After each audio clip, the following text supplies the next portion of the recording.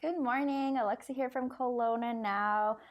It's early and we're not bringing you sunshine news today, but I have Alice with me who is actually calling in from Paris, well, a small town in Paris, here to talk about something really important to us women. And actually, both of us here experience this disease. And we are just here to shine a little bit of light and to talk about it and hopefully have women all over the world talking more about their symptoms, their pains, and standing up for women, because this is a disease that has really been silenced. And we just want to tell people that this is more than a menstrual condition. So Alice, where are you calling in from? What little town are you in right now? Good morning. So good afternoon for me, but I'm calling from Cannes. So it's actually south of France, not in Paris, but yeah, Yeah, Cannes. Mm. I'm like, she's calling in from Paris. I'm like, no, I know it's a small town It is a outside small town. outside of Paris. Okay, well, Alice, I just wanted to say thank you for jumping on and being vulnerable today and sharing a little bit about your experience with endometriosis.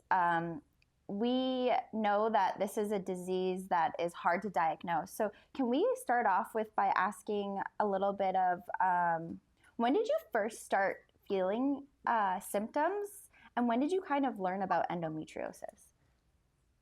Um, so I was 30 when I was diagnosed with endometriosis, but all my life I suffered from very painful periods. And you've heard that it's normal. Like you're a kid, like you're 10, you're 11, you're crawling on the floor, and everybody say like, "Oh, it's normal. You're becoming a woman."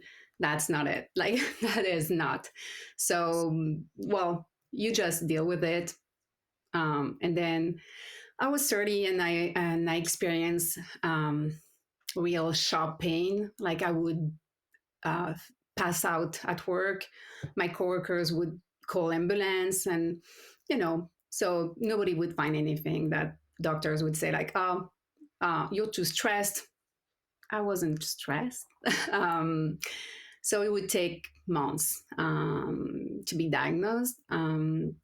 So that's my first experience. And back then, the only thing that doctor would say it's ovarian endometriosis. So that's my first, the first step of my journey with endometriosis. So, did you, throughout, I'm sure, like, were you put on birth control to help with your pain, or what was their first reaction to, though, like, oh, you have a painful period, let's put you on this medication? Um, well, because I'm under this kind of pills. I didn't like it. I knew that wasn't for me. I suffered from side effects, so I wasn't very happy about it. But I had no choice, and I've been told like you shouldn't complain about it. That's your only option. So if it works, don't complain about it. Don't complain about the side effects. Don't complain about the migraine. Don't complain about the if you if you gain weight. Um, Basically shut Part up, of it. like Yeah. part of it. um yeah, so that's just you had back then. I had no options. So, really, it took you, I mean, maybe 20 years to be diagnosed with, uh, Yeah, depending in on a way. like, your Yeah, period. Yeah. yeah. And Um, and still the worst symptoms, a few months and a few images to really meet with a doctor that actually said, "Oh, have you heard about that?" I said, "Never," but it was like 14 years ago, right? I said, "Never, I never heard about that," and say, That's probably what you have." And yeah, and she sent me. There was an experienced doctor. She sent me to a specialist that actually was able to do the right imagery to find it. But So this is what's crazy about this disease is it is taking, 8 to 10 years to diagnose women. For you, longer. For me, also longer. And they're saying it's 1 in 10, and now another study is 1 in 7. And I actually believe that because it takes so long, and people are so, or women are so afraid to fight for their health sometimes because we have been told it's normal. Like, this is what we've been told for years. I can go generation and generation and generation. Just now, our generations are talking about these things. Like, you see women and struggling in menopause and being called crazy and all these kind of things because they're not studying us. So that's really why we're here, because we want money into this. It kind of goes hand in hand with PCOS and all this kind of stuff, but it's not a period, it's a whole body. So can you talk to me about some of the symptoms that you're feeling? Well, let's talk actually about we've worked together, and you used to live in Canada, and our healthcare system has failed you in multiple ways. And I don't know if it's, you can correct me if I'm wrong, but I have seen you almost die because of this disease. Yeah. So let's talk about the intense, what has happened to you over the last 2 years. Or is it 3 years? Gosh, it's just too many years. Years, I think. So the disease evolved, and then I'm stage 4 now, so I have thoracic endometriosis.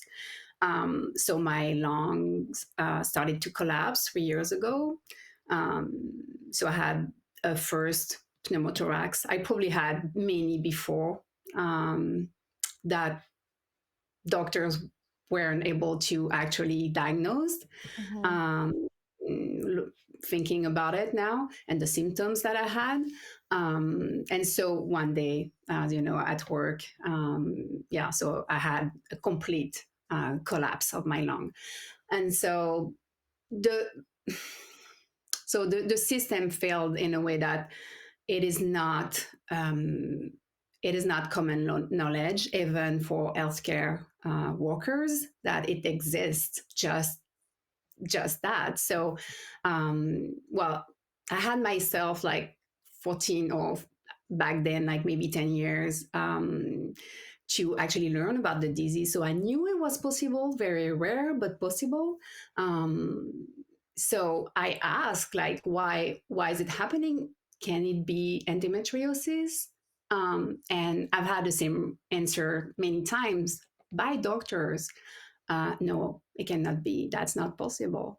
And so I kept being really sick and going to the hospital, being hospitalized, and having tubes in my chest. Like the kind of going through hell, just because nobody wanted to look at the reason why, and endometriosis in particular. So you need your lungs, like you need them. We need lungs. You've had We do. multiple surgeries and tubes, like you said, and super painful. You said it was one of the Yes. worst, mentally, Yes. physically, like worst time of your life. Mm-hmm. Yeah, it was. So you've gone through collapsing your lungs over this, and now you move back to Paris to hopefully get better treatment, but you finally got a CT scan. And can you share what was found? Well, the last one that I got, apparently I have endometriosis on my liver and on my right kidney. So and again, it's not uncommon for women with endometriosis. It's just very hard to find, to diagnose. And I would say that when I was in Canada, that was very hard to get those imageries done. At least at the beginning of my journey, when I was complaining about the symptoms, doctors would say, no, that's nothing. Let's do some blood tests. And blood tests would say that there is nothing wrong with your kidney, nothing wrong with your liver. So you're fine. Imagery is also kind of tricky with this disease because sometimes if you don't know what you're looking for, you cannot find it. So yeah, it is a tricky condition, but you need to be heard. So it's hard when you have to advocate for yourself. It's almost like you have to beg for some basic tests, Well, I So that's just kind like of well, it's like gaslighting. Like you're getting gaslit everywhere you go. I mean, I know that you've experienced that. I've experienced that. Even with close friends and family, like people cannot see. Like right now, you and me look like healthy women. Like we look like there's nothing wrong with us. But can we talk a little bit about more of the symptoms that you feel? And like, I know that I struggle with, like I feel like my bones hurt. Like I feel bruised all over. Like, can you talk Yeah. about what you're experiencing, and especially with now it being, I mean, you maybe have had it on your liver and your kidneys way longer than we think, but what are these symptoms you're feeling? So the symptoms that you just mentioned, they're real. Like you have pain in your joints, like all the time. Sometimes you cannot. So it's not actually all the times. It's a cycle, right? So it comes and goes, and sometimes you cannot even get up, and that's the worst because you're like, oh my god, like I'm gonna need a wheelchair. Like I'm so young, and as you said, sometimes some days I feeling great, and so the next day you're like, I cannot move. I Yeah, like am how did I go from this extreme to like, yeah, exactly. And so the pain is real. So joints, it's a big one. Like joint pain is a big one. Chronic fatigue, and it's not like, oh, I haven't slept for a few nights and I feel like I'm a bit tired. Like it's debilitating. Like it's you crash out. Like there is no way you can go through one day. Like it's I don't know if, and again, like there's a lot of gaslighting about that. Like and I know a lot of people have different conditions, and they need to be heard about that because that's a real symptoms. And if you have that, that's not normal. That is not normal to have that. To be fatigued like that, to be exhausted all the time, that is not normal.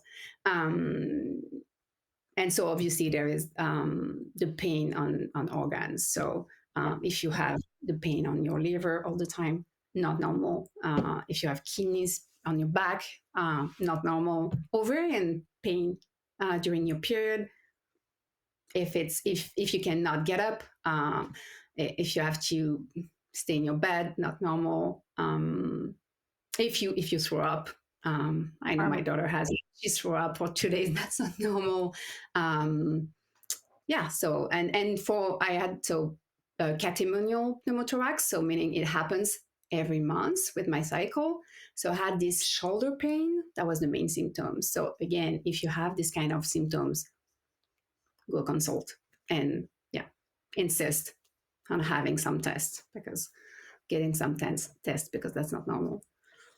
So, this disease has changed your life. You used to be, I mean, I feel like it's gotten worse. So, I've always known you as active, eating healthy, taking care of you, and which is so crazy because I didn't know what endo was until I think actually you came into my life because I don't know, nobody told me what this disease, what it's like. So the more that you talked about and I started to see you suffer and I'm like, oh, I have similar symptoms or like I have, so like within just like the last year and a half, I've really done a lot of research. I've, learned about the disease, but like I'm 33 years old. Like, why am I learning about this now? Why has nobody talked to me about how important my lifestyle and I don't know if it's the age you hit 30s and your body already is naturally, but it is extreme. Like the fatigue is insane. Like I can't even clean my house without taking a break.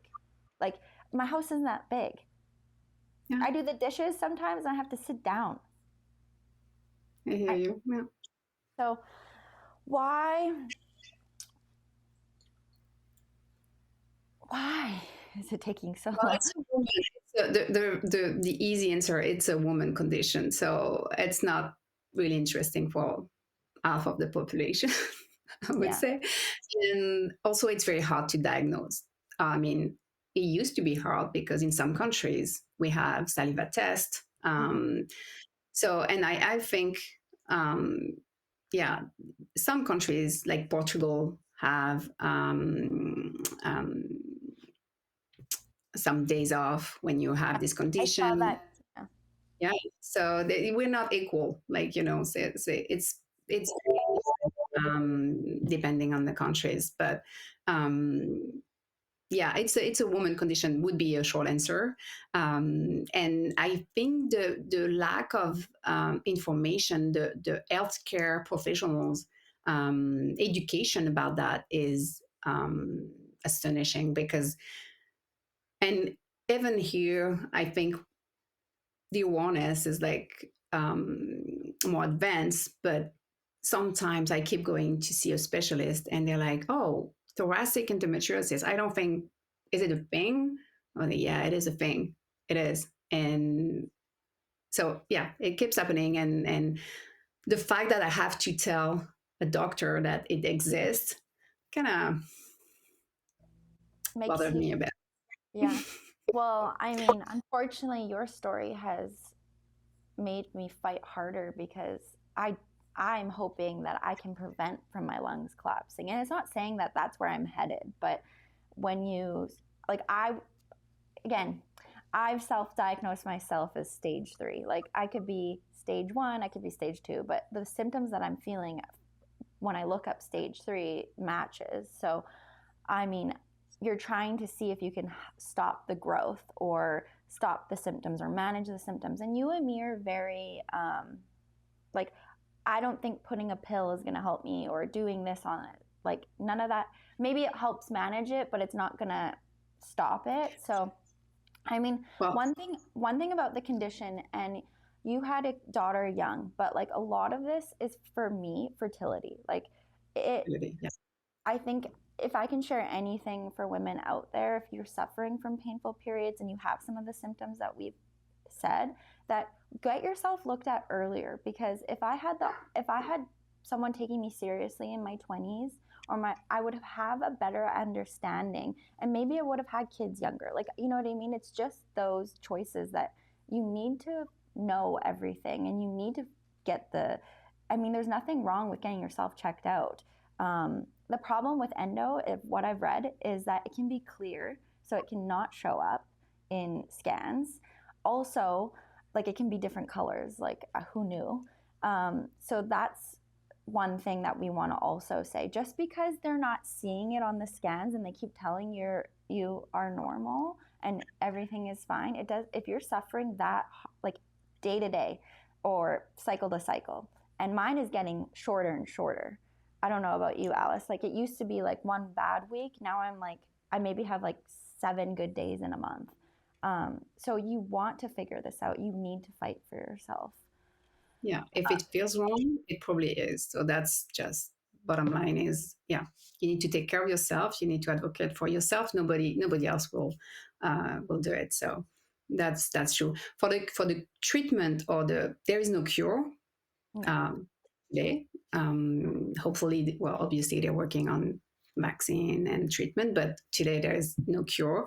The treatment and I want to, and I'm not a doctor, so do your Neither research. of us are doctors. Yeah. That's very important. Do your research. Don't take for granted all what the influencers are saying on Instagram or TikTok. Do your research. But I'm gonna say this. I don't like pills. You know that I don't like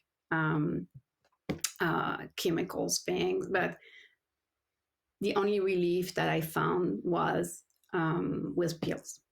Medical, like medication. Um, and you can manage the symptoms um, with lifestyle. So, exercise is very important, diet is very important because it's an inflammatory condition. Mm-hmm. So, if your life isn't balanced or if you have a lot of stress, it will get worse. Um, but to stop the disease to spread, um, you kind of need these blockers. So you need hormonal treatment. So Mm-hmm. it's tricky when you want a child and you're on this journey. So that's why you need a good, really good healthcare professional to really um, find the right solutions for you. But if that's not your situation, um, yeah, you kind of need this treatment. Yeah, Mm-hmm. and it can be hard to find the right one for you, but that's my recommendation. Like, take the time, and say it. Like, if it's not the right, like, say no, I want to try something else because that doesn't fit me, that doesn't work for me. But that's yeah, I stopped mine because for a long time, and I was able to manage the symptoms, but Yeah. it's invisible, so you don't know, but it spreads. Hmm. And so if I knew earlier, I wouldn't have, I wouldn't, I wouldn't have given up on this. Yeah, like you didn't know that if you stopped that treatment, it might, or if you kept doing that treatment, maybe you would have not been in the state you are today. Absolutely, yeah.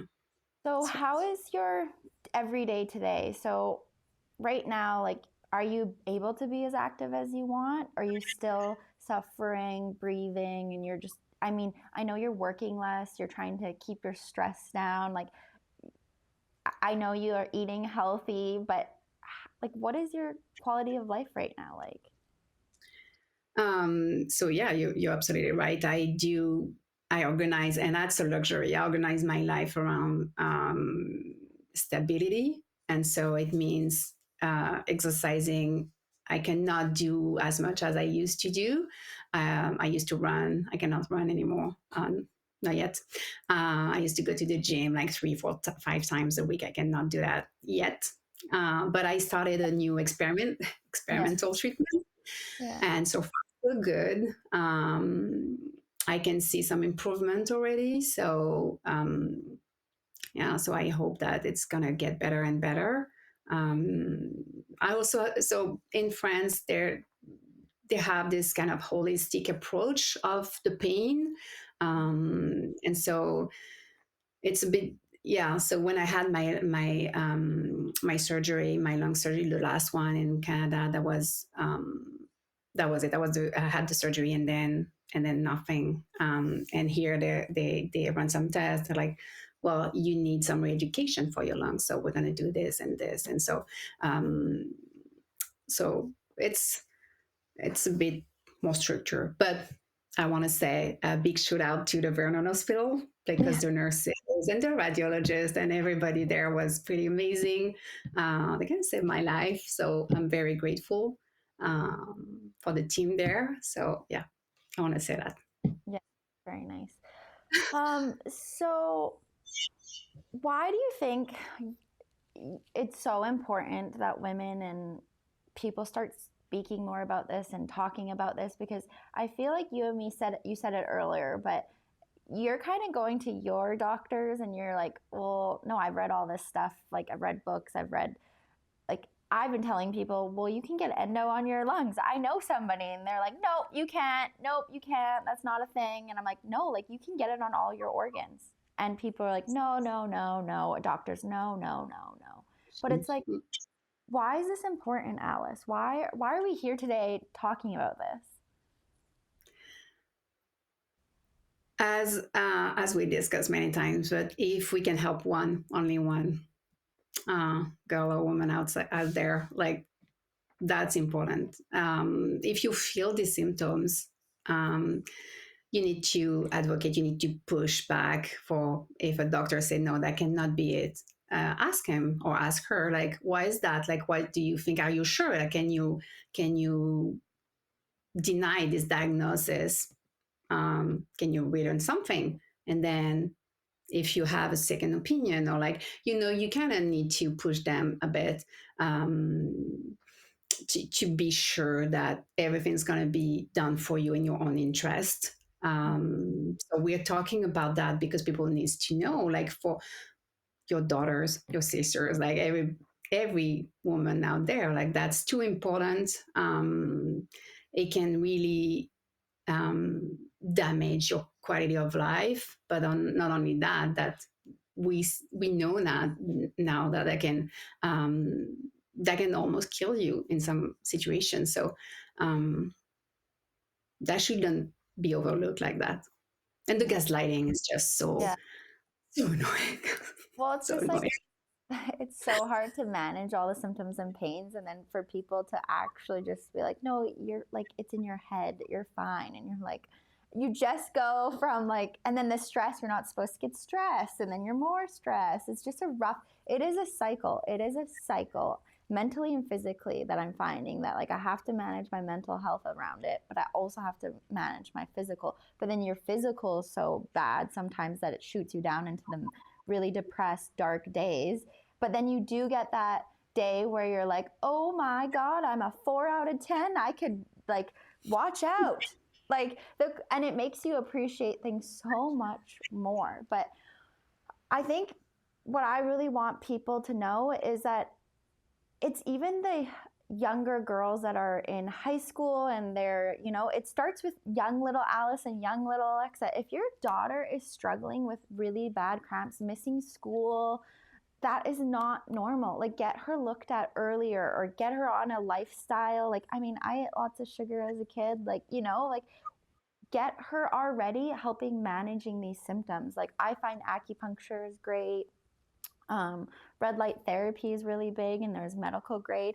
In Paris, Alice was sending me links to this ultrasound massage therapy thing. Like, I think by the more we talk about it, and we see it in other countries like Australia, all over, that they are studying this disease, but we need to keep fighting for it, and we need to keep not dismissing women for how they feel, so that we can actually have money and research put towards these kind of diseases. And the thing with endo is usually it comes with a cousin or a relative or whatever they're saying, that you usually have, like, you're waiting on a bunch of tests right now to see how many other autoimmune diseases you have.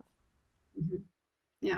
Yeah, it's, well, we don't know, but and actually, like the research is progressing. So now we used to say like, oh, endometriosis at the beginning, it's genetic. After that, we say no, it's part genetic, part environmental, and then part environmental, part inflammatory. And now we're saying that, oh, it's autoimmune also. And so it's way more complex that they used to know and to think. Um, so it's a work in progress, but we get there, Yeah, and the more we talk about it, I think faster we get there. well, yeah, and hopefully that we can just, the more women share, is that you can avoid these intense scenarios like Alice. And Alice, I just want to thank you again for sharing a bit of your experience. Like, we could have gone just so in depth and talked step by step of, because you've been in it. Like, you have been fighting for your life, really. Yeah, that wasn't fun. Let's Yeah. put it that way.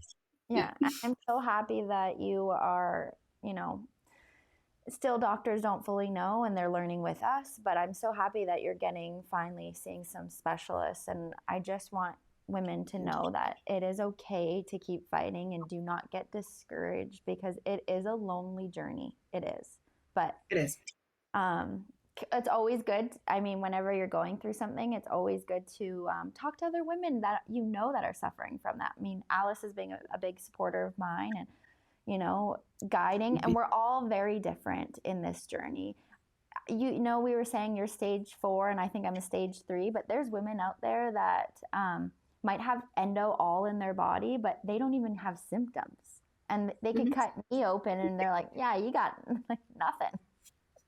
So it's a very complicated disease, and we just wanted to jump on and share some, I don't know if it was wisdom, but some awareness on this. And then maybe we'll come back on and we'll have more answers, and we'll be flying everyone to Paris to get treatment.